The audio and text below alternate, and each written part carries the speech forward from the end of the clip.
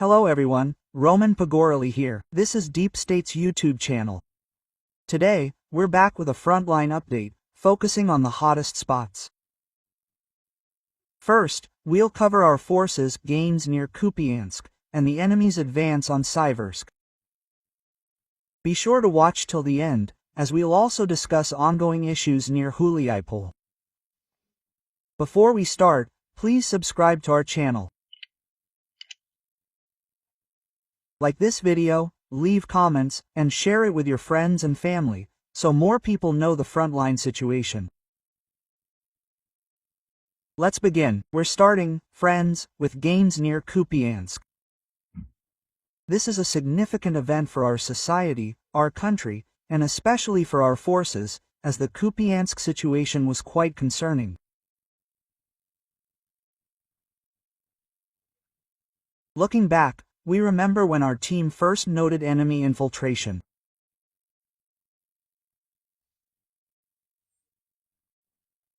Working with Kup'янськ, and the soldiers there, we quickly realized something was wrong, and began investigating.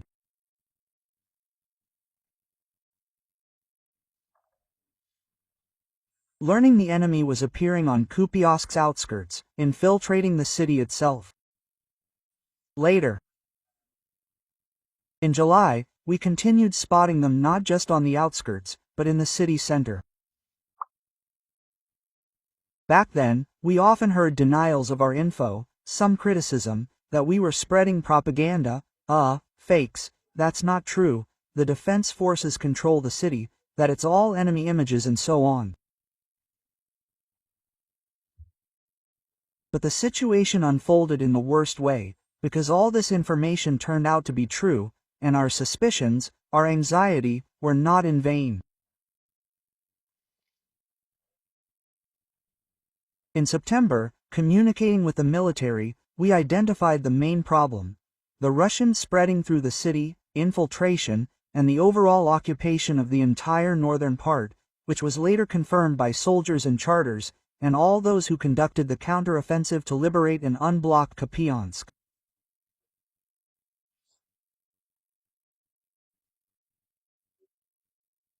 In the footage, you see the pipe through which the Russians seeped, specifically on the northern outskirts of Kup'янськ itself, but they initially broke through into the forests near Radkivka, Golubivka, and tried to create their accumulation there, which they successfully did, so to speak.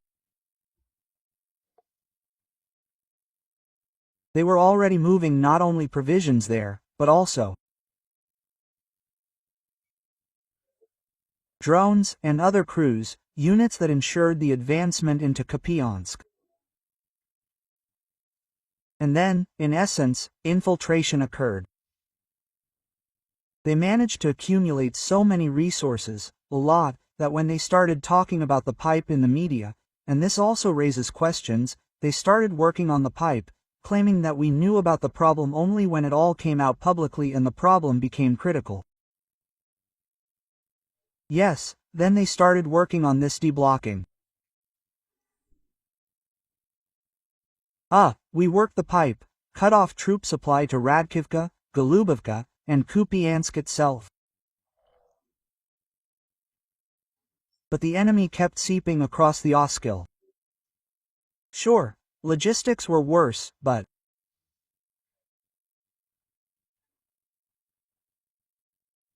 their huge forces let them infiltrate the city, massing in Kup'янськ.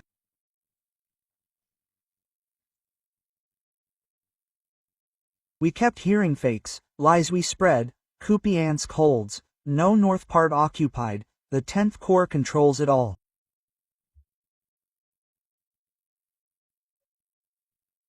But we had videos of enemy wiped out in UV lane, mainly the center.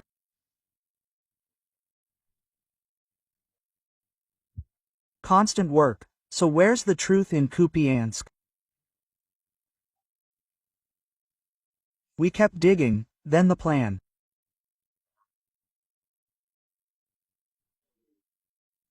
formed: how to free Kup'янськ, this whole area. Soon, We had close contact with units, like the charter, who gave details, info to keep us in the loop, but we hid it all.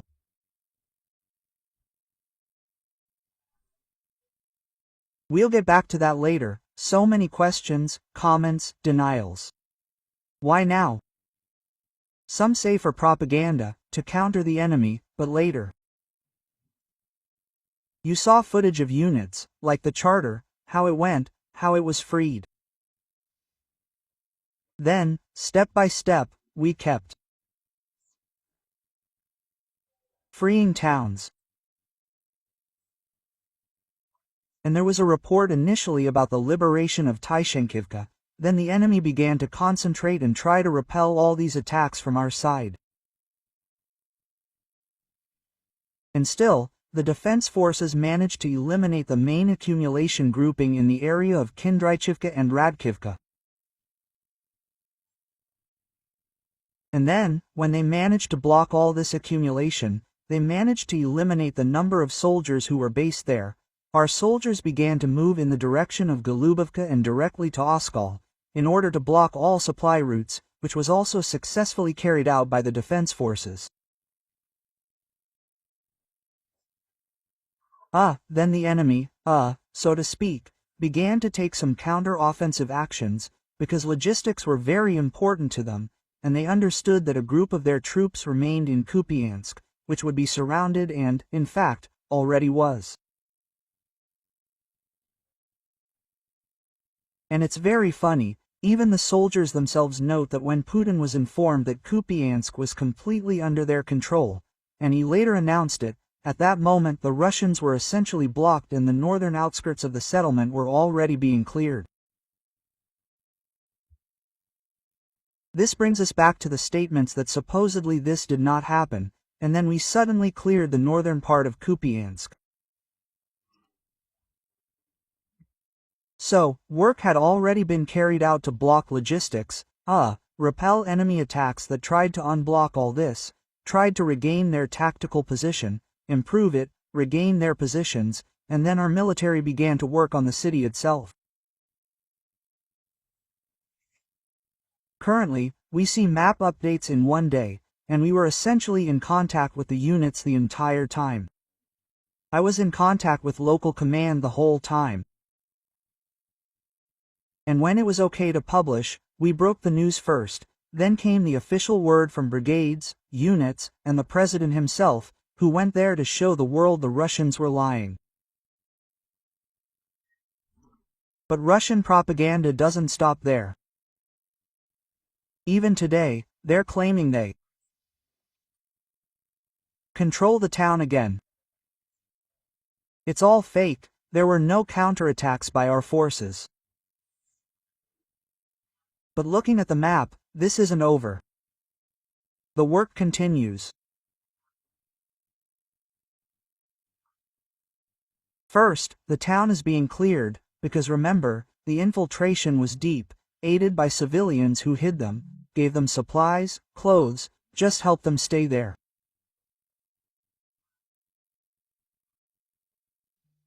Now we need to find and eliminate them all.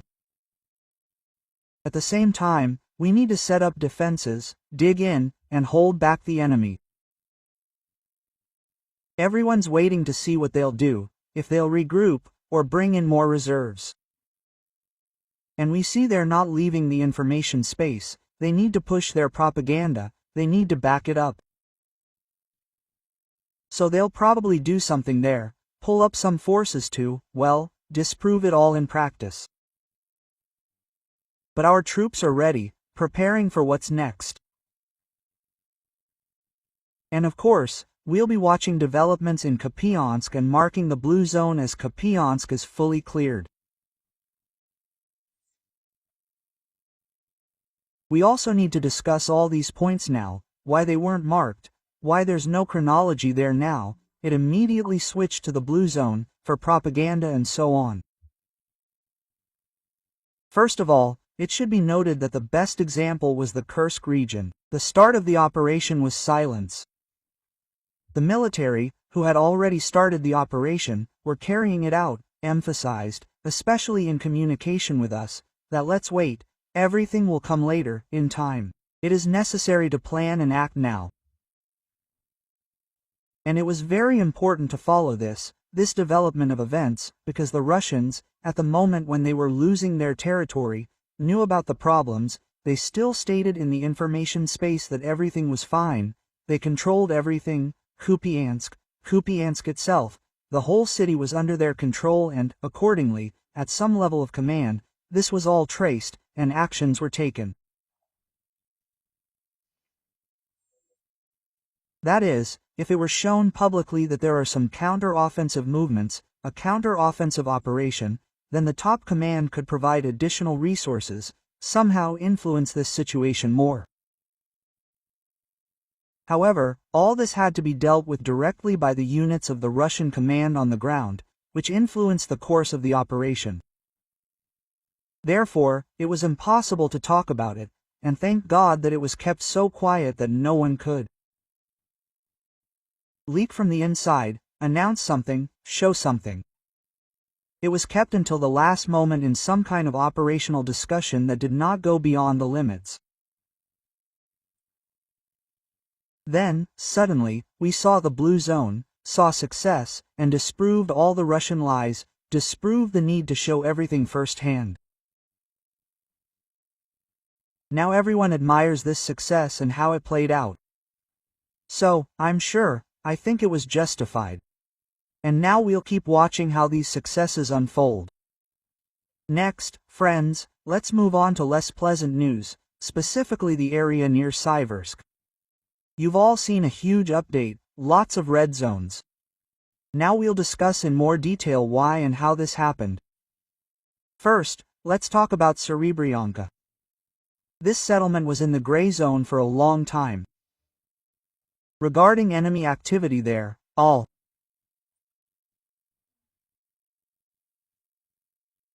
note that false information was a problem, reporting that we controlled Серебрянка. I won't go into details about how it's controlled. Specifically, at some point, holding one position symbolized holding the entire settlement for reports to superiors. That's no longer an argument today. But regarding enemy buildup there, how they move, logistics in that area, yes, they often move through this settlement to Dronivka, Zakotny, and Sіверськ.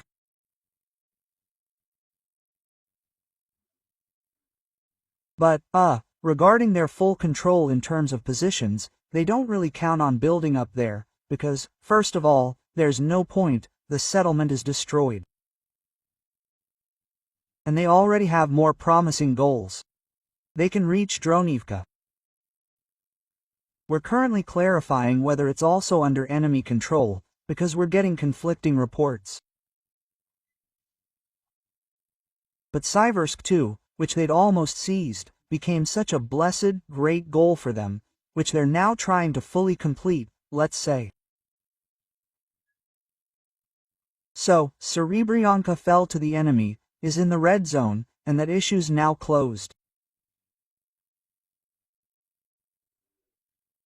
Next, moving south of that town, the line from Sviatopkrovsky to Fedorivka also partly fell to the enemy, into the red zone.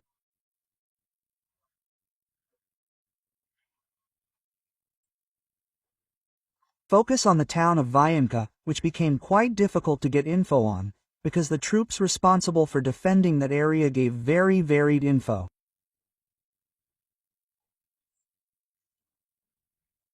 It was unclear, controlled or not, because the push into Sіверськ started in the south. And the Vianka situation was key. But it's red zone now, so that town's done too, and we can move on, as the enemy controls it. Also, near Sviatopkrovsky, is Vanivka, Fedorivka, frequent enemy infiltration, then their defeat. And the question arose, what's the situation there, talking to the troops? Again, the problem, we stressed, from Серебрянка, Dronivka, to Fedorivka and below, false info, false reports.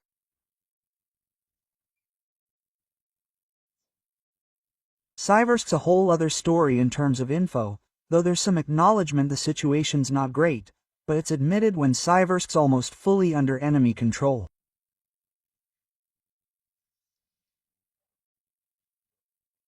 And the interesting thing is, talking to the troops, they actively mention the situation in adjacent areas, but downplay their own.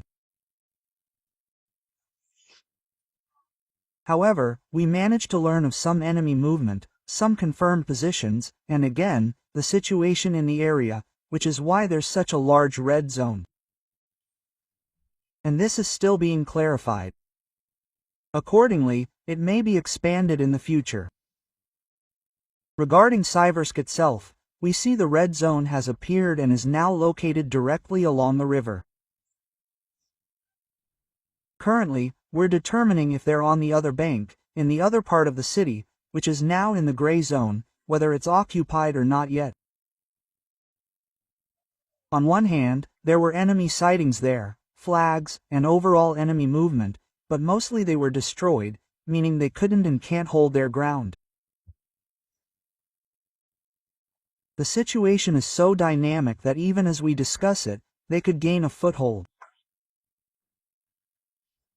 Accordingly, we'll monitor this and, of course, inform you on our resources, including our Telegram channel, and directly on our map, where it's all shown in markings. But the situation in Sieversk is difficult.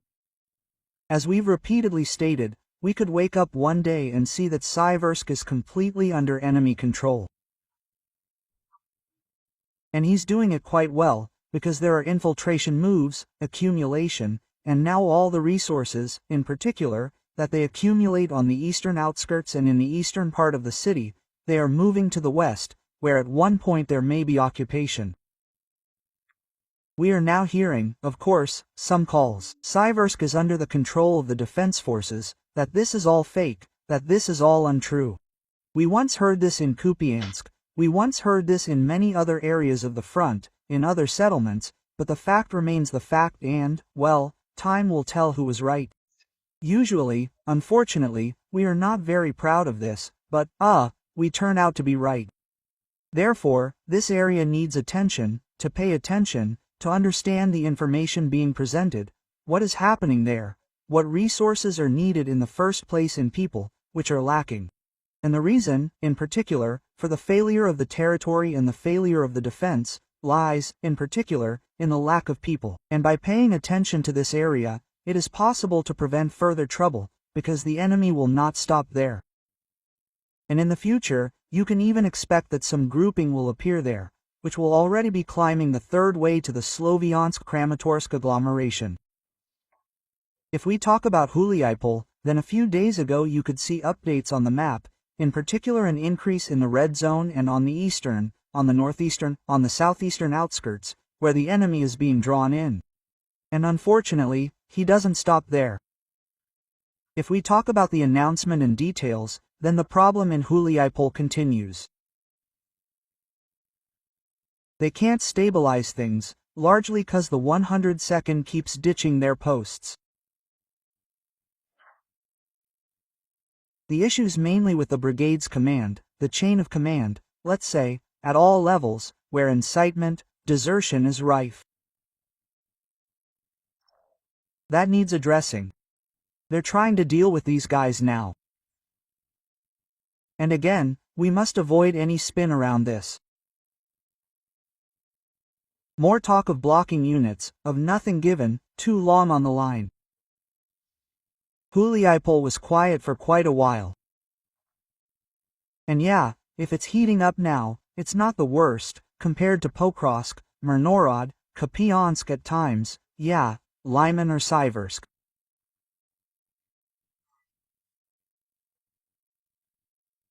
But there's systematic work inside the brigade through commanders who twist info, tell relatives who don't get it, blow it up, and now it could spread, especially online, for enemy propaganda.